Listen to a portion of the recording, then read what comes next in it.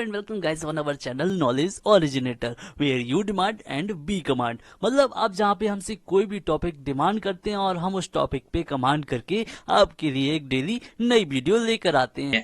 Right दोस्तों, तो आज है हमारे 20 important questions of Indian polity. तो चलिए बिना ज्यादा टाइम वेस्ट किए हुए हम पहुंचते हैं अपने पहले क्वेश्चन की तरफ। अब देखते हैं हमारा पहला क्वेश्चन क्या है। राइट दोस्तों, तो हम देखते हैं हमारा पहला क्वेश्चन क्या है। तो दोस्तों हमारा पहला क्वेश्चन आ चुका है हमारी स्क्रीन पर। दोस्तों हमारा पहला क्वेश्चन क्या कहता है कि निम्नलिखित कार्यकर्ताओं या अधिकारियों को प्राथमिकता के अपने संबंधित क्रम में व्यवस्थित करें। राइट, जो हमारा पहला पॉइंट है वो है राज्यों के गवर्नर्स अपने संबंधित राज्यों में।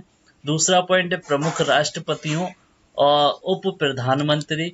तीसरा पॉइंट है राज्यसभा और लोकसभा में केंद्रीय विपक्ष के नेताओं के मंत्रिमंडल मंत्री। राइट, हम अपने ऑप्शंस देखेंगे। हमारे ऑप्शंस क्या क्या हैं दोस्तों। पहला है 1 2 3, दूसरा है 3 1 2, तीसरा है 2 1 3 या डी 1 3 2। राइट, इसका जो सही आंसर हो जाएगा या फिर जो सही क्रम होगा वो होगा दोस्तों 1 2 3। मतलब पहले आएगा राज्यों के गवर्नर्स, फिर आएगा प्रमुख राष्ट्रपतियों या उप प्रधानमंत्री, फिर आएगा राज्यसभा और लोकसभा में केंद्रीय विपक्ष के नेताओं के मंत्रिमंडल मंत्री। राइट, पहुंचते हैं नेक्स्ट क्वेश्चन की तरफ। नेक्स्ट क्वेश्चन है गाइस हमारा कि निम्नलिखित में से कौन सा विषय 7वीं अनुसूची की समवर्ती सूची में है। राइट, हमारे जो ऑप्शन है वो है दोस्तों सार्वजनिक स्वास्थ्य और स्वच्छता, B1, सी स्टॉक एक्सचेंज या फिर डी कृषि। राइट, इसका जो सही आंसर होगा वो होगा दोस्तों 1। समवर्ती सूची वह सूची है जिसमें केंद्र और राज्य दोनों ही कानून बना सकते हैं। राइट, 1 जो है वो समवर्ती सूची का विषय है। नेक्स्ट क्वेश्चन है गाइस हमारा कि उपराष्ट्रपति को हटाने का प्रस्ताव किस में पेश किया जाता है। ऑप्शन है गाइस हमारे केवल लोकसभा में, ऑप्शन बी केवल राज्यसभा में, या ऑप्शन सी लोकसभा और राज्यसभा दोनों में, या फिर ऑप्शन डी लोकसभा और राज्यसभा के संयुक्त सत्र में। राइट, इसका जो सही आंसर होगा वो हो जाएगा दोस्तों केवल राज्यसभा में। उपराष्ट्रपति जो होता है वो राज्य का सभापति होता है।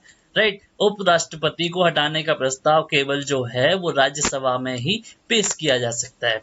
नेक्स्ट क्वेश्चन है गाइस हमारा कि सीमा प्रबंधन विभाग किस मंत्रालय के अंतर्गत विभाग है। राइट, हमारे ऑप्शन है दोस्तों रक्षा मंत्रालय, ऑप्शन बी गृह मंत्रालय, ऑप्शन सी विदेश मंत्रालय, ऑप्शन डी सड़क परिवहन मंत्रालय। राइट, इसका जो सही आंसर हो जाएगा वो होगा दोस्तों गृह मंत्रालय। सीमा प्रबंधन विभाग गृह मंत्रालय के अंतर्गत एक महत्वपूर्ण विभाग है।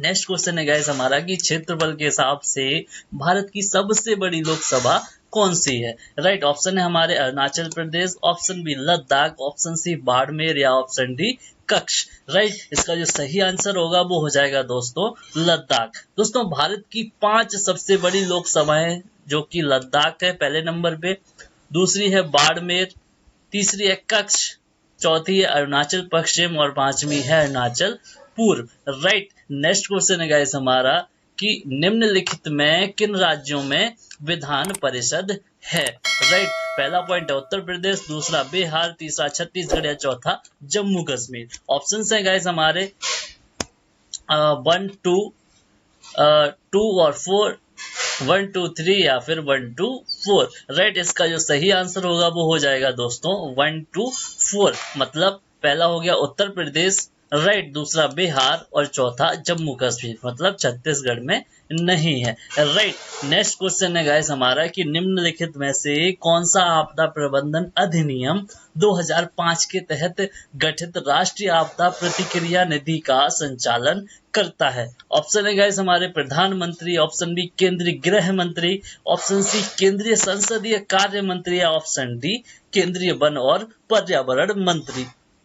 दोस्तों इसका सही आंसर हो जाएगा वो होगा दोस्तों केंद्रीय गृह मंत्री। राष्ट्रीय आपदा प्रतिक्रिया निधि का संचालन केंद्रीय गृह मंत्री द्वारा किया जाता है। राइट, नेक्स्ट क्वेश्चन है दोस्तों हमारा कि इनमें से कौन सा कर केंद्र सरकार द्वारा विशेष रूप से लगाए गए करों में से एक है। राइट, और भारत के संविधान की 7वीं अनुसूची की संघ सूची में उल्लेख किया गया है।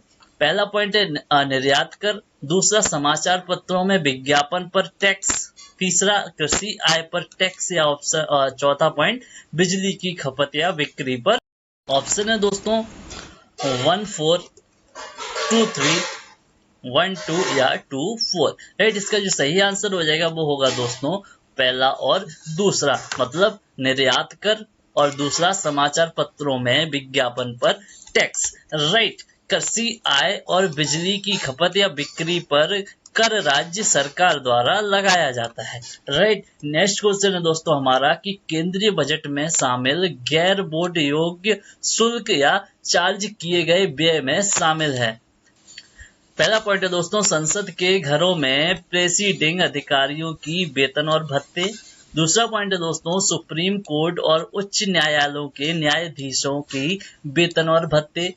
और तीसरा पॉइंट है दोस्तों सीएजी की सैलरी और भत्ते। चौथा पॉइंट है दोस्तों सुप्रीम कोर्ट के सेवानिवृत्त न्यायाधीशों की पेंशन। पांचवा पॉइंट है दोस्तों उच्च न्यायालय के सेवानिवृत्त न्यायाधीशों का पेंशन। राइट, इनमें से कौन सा जो है वो सही है? ऑप्शन है गाइस हमारे पहला दूसरा, ऑप्शन बी पहला दूसरा तीसरा, ऑप्शन सी पहला दूसरा तीसरा चौथा, या फिर ऑप्शन डी सभी। राइट, इसका जो सही आंसर है वो है दोस्तों सभी, ये सभी दोस्तों सही है। राइट, नेक्स्ट क्वेश्चन है दोस्तों हमारा कि भारत के संविधान के निम्नलिखित अनुसूची में से कौन सा नया राज्य बनाने के लिए संशोधित किया जाना है? राइट, ऑप्शन है हमारे पहली अनुसूची, ऑप्शन बी दूसरी अनुसूची, ऑप्शन सी तीसरी अनुसूची, ऑप्शन डी चौथी अनुसूची। राइट, इसका सही आंसर हो जाएगा वो होगा दोस्तों पहली अनुसूची। पहली अनुसूची में संघ और राज्य क्षेत्र का वर्णन है। राइट, नेक्स्ट क्वेश्चन है दोस्तों हमारा कि भारतीय संविधान द्वारा दिए गए निम्नलिखित मौलिक अधिकारों के कारण गैर अनुदान अल्पसंख्यक संस्थानों को आरटीआई अधिनियम के दायरे से बाहर रखा गया है। दोस्तों पहला ऑप्शन है हमारा अनुच्छेद 16, बी अनुच्छेद 19(1) का सी, अनुच्छेद सी ऑप्शन सी अनुच्छेद 29, या ऑप्शन डी अनुच्छेद 30 का पार्ट 1। राइट, इसका सही आंसर हो जाएगा वो होगा दोस्तों अनुच्छेद 30 का पार्ट 1। संविधान के अनुच्छेद 30 पार्ट 1 के अनुसार अल्पसंख्यकों को अपनी शिक्षण संस्थानें खोलने का अधिकार है। राइट, नेक्स्ट क्वेश्चन है दोस्तों हमारा कि भारतीय संविधान का अनुच्छेद 20 एक महत्वपूर्ण मौलिक अधिकार है क्योंकि यह अपराधों के लिए दृढ़ विश्वास के संबंध में सुरक्षा प्रदान करता है। अनुच्छेद 20 के तहत अपराध के आरोपी व्यक्तियों को कौन सी सुरक्षा प्रदान नहीं की गई है?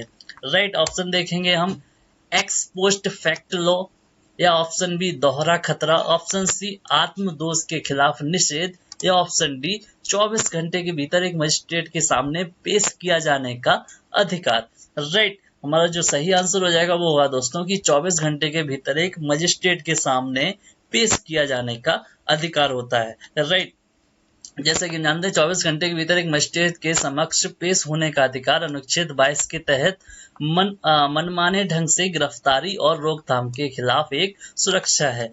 इस पॉइंट का मतलब दोस्तों ये है कि अगर कोई व्यक्ति गिरफ्तार होता है तो उसको एक राइट दिया गया है अनुच्छेद 22 के तहत कि वह किसी भी मजिस्ट्रेट के पास जाकर अपनी जमानत करा सकता है, वो भी 24 घंटे के अंदर अंदर। राइट, नेक्स्ट क्वेश्चन है दोस्तों हमारा कि भारत के निर्वाचन आयोग के चुनावों से कौन सा चुनाव संबंधित नहीं है? राइट, पहला ऑप्शन है दोस्तों राष्ट्रपति, ऑप्शन बी उपराष्ट्रपति, ऑप्शन सी राज्यों की पंचायत और नगर पालिका वाला चुनाव, या फिर ऑप्शन डी उपरोक्त सभी। इसका सही आंसर हो जाएगा वो होगा दोस्तों राज्यों की पंचायतें और नगर पालिकाएं। राइट, चुनाव आयोग में संसद, राज्य विधायिकाओं, राष्ट्रपति और उपराष्ट्रपतियों के चुनाव की अधीक्षण, दिशा और नियंत्रण की शक्ति। नेक्स्ट क्वेश्चन है दोस्तों हमारा संविधान का अनुच्छेद 1, 2, 3 किससे संबंधित है?